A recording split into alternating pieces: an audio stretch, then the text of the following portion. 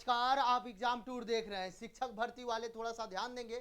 जो भी टीआरई 3 वाले हैं या टीआरई 1 टीआरई 2 वाले, देखिए वहां पे जांच में 46 शिक्षकों की नौकरी अब तक समाप्त, यानी ये एक जिला का मामला है। इससे पहले कई बार वहां के कई सारे लोगों को समाप्त हुआ है। लेकिन ये एक बड़ा सा प्रश्न है कि उन लोगों का जो नौकरी जा रहा है, जो फर्जी घुस गए थे वो जो बाहर हो रहे हैं, उस सीट का आखिर क्या होगा, इस पर भी बातचीत करेंगे।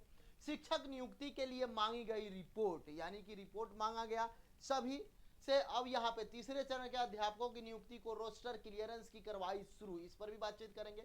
सावधान, अध्यापक नियुक्ति परीक्षा पास कराने का झांसा ने ठगी कर रहे हैं, यानी पैसा आपसे ठग ले रहे हैं।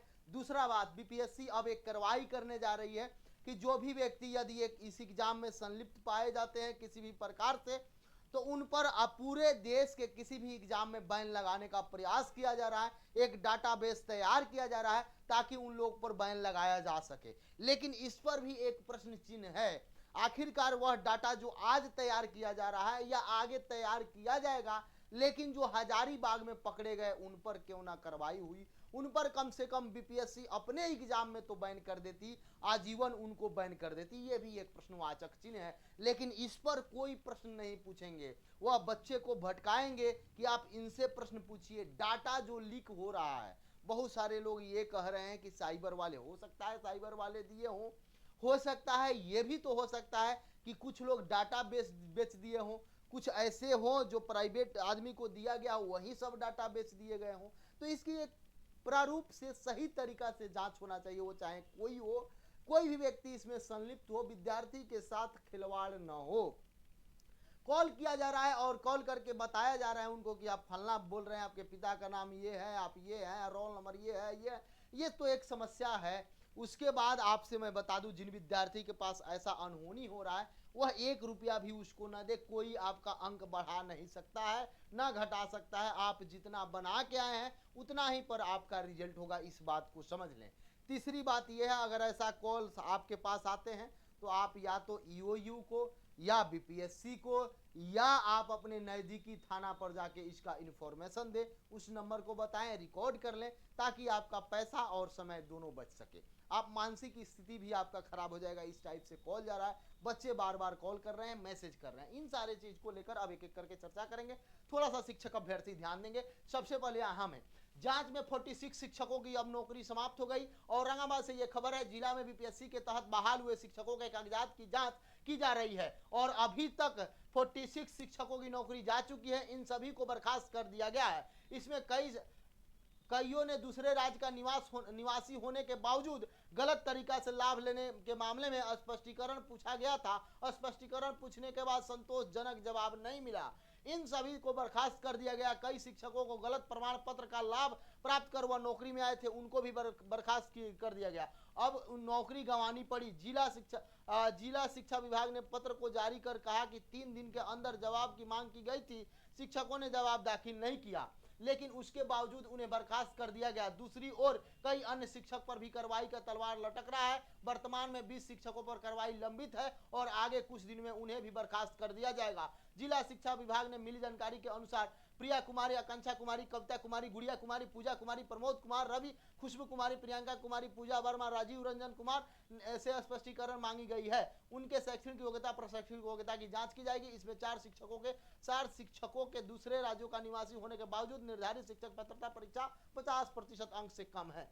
यहाँ पे देखिए, आपसे बता दें, कई सारे लोग चले गए हैं, कई सारे लोगों पर तलवार लटकी हुई है, लेकिन आखिरकार वह जो सीट आज खाली हो रहा है, जो सीट कल खाली होगा या जो सीट परसों खाली हुआ, उस सीट का क्या होगा, इस बात को आप समझिए। विद्यार्थी लोग, आपसे बता दें, बहुत सारे लोग आपको भटकाने वाले व्यक्ति हैं, उनको अपना रोटी सेकना है, इस बात को समझिए। आपके साथ कोई न्याय नहीं कर सकता जब तक आप अपने आवाज को बुलंद नहीं करिएगा, जब तक आप, तो इसलिए मैं बार बार कहता हूं कि कम से कम आप कोशिश करें कि इसको सक्षम अधिकारी तक पहुंचाया जा सके। आप बताइए, कोई जांच के लिए एक भी व्यक्ति जो आपके हितैषी बनते हो आवाज उठाए हो? एग्जाम टूर को छोड़कर कोई ऐसा बोले हो कि जांच होना चाहिए? जांच शुरू हुआ, उसी समय से जब से टीआरई 1 का एग्जाम हुआ, प्रतिदिन मैं प्रयास करता हूं कि जांच हो। धीरे धीरे हर जिला में जांच हो रहा है, हर जिला से 100, 150, 200, 400, 500 बाहर हो रहे हैं। इस बात को आप समझिए, जो फर्जी है उसको बाहर किया जाएगा। अभी तो ये भी सुनने में आ रहा है कि 1 माह का वेतन रोककर सबका जांच किया जाएगा, आय, जाति, निवास, विकलांगता, सब कुछ जांच होगी। तो आप बस मेरा यही मानना हो।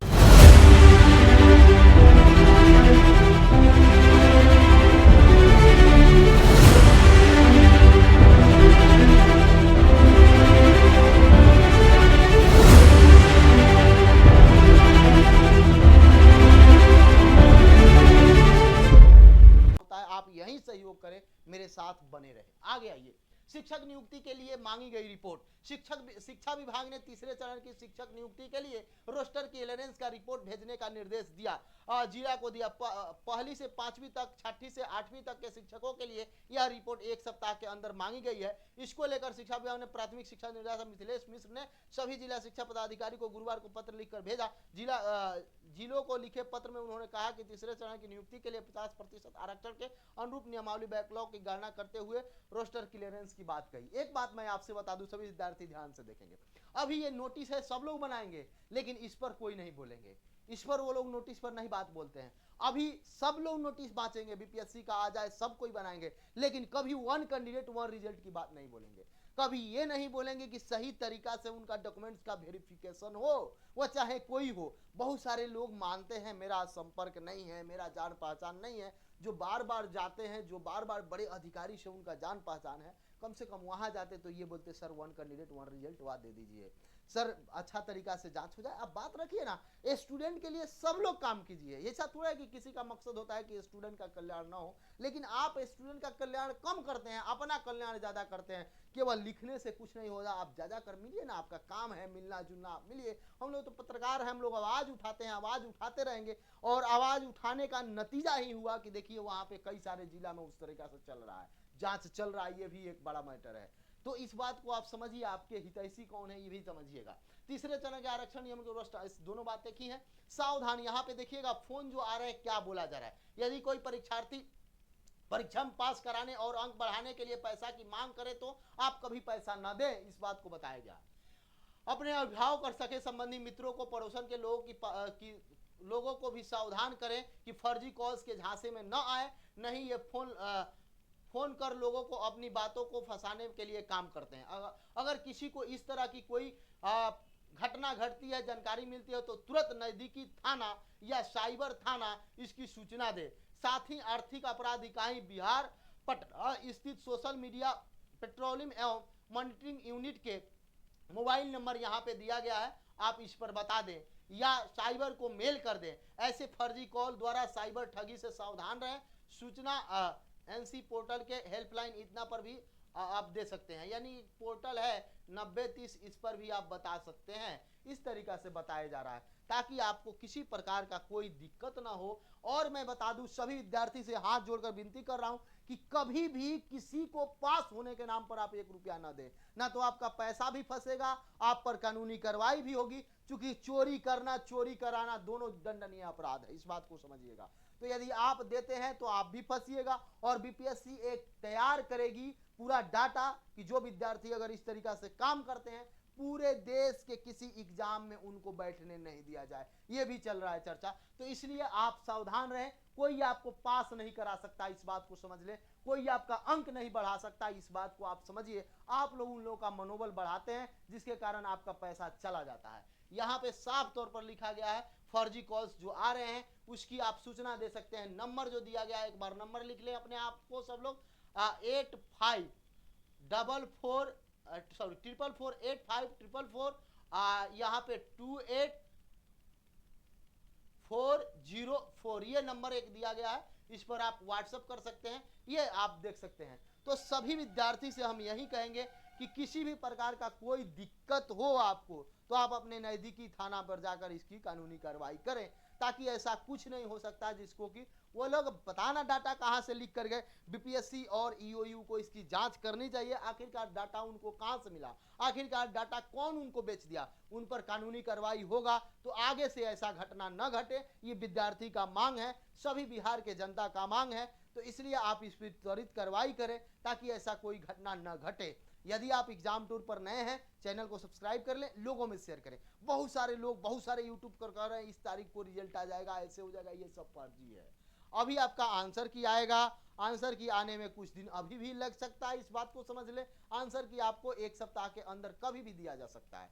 आंसर की आने के बाद से आपसे आपत्ति लिया जाएगा, आप आपत्ति देंगे, सोर्स के अनुसार आप बताएंगे, उसके बाद फिर से उस आपत्ति में सुधार किया जाएगा, फिर से एक बार आंसर की दिया जाएगा, फिर से जैसे ओएमआर शीट मिलता है वैसे वो भी आपको डाउनलोड करने को मिलेगा, वो भी देखने को मिलेगा। सब कुछ अभी आपके रिजल्ट में विलंब होगा, इस बात को आप समझिए। अभी बहुत सारा समस्या चल रहा है, जिस समस्या से बाद बहुत सारा सुधार हो रहा है, आने वाले समय में भी सुधार होगा। और एक बात मैं बता दूं, टीआरई 4 की जो तैयारी कर रहे हैं, आराम से आप मेहनत करें, सेल्फ स्टडी करें, आपके लिए कारगर होगा। जय हिंद।